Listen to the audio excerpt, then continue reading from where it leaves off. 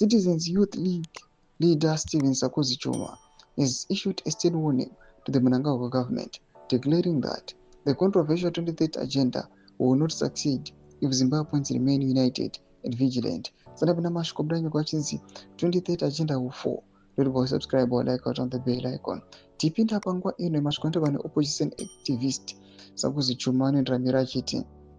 In a strong statement released on Saturday, Chuma addressed Zimbabweans, both at home and in diaspora, calling for unity in resisting what he described as an attempt to extend President Emmerson Mnangagwa's term beyond constitutional limits.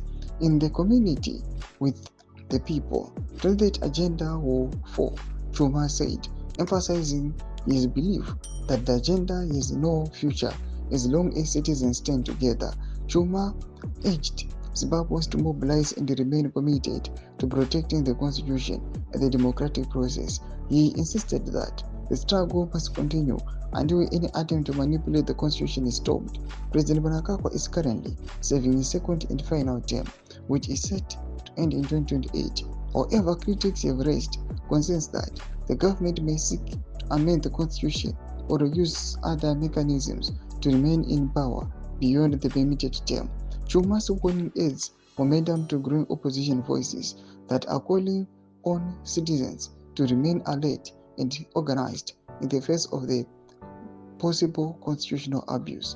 The Citizens Youth League leader's message comes at a time of heightened political tension and increased public scrutiny of government intentions, especially as the country approaches the next election cycle. Toma developments anoboda achinyora panguva ino. Kuna comment section medu kuti dzimafunguro enyu matodipa pamusoro pechiriko ichi. So subscribe or like, hit on the bell icon.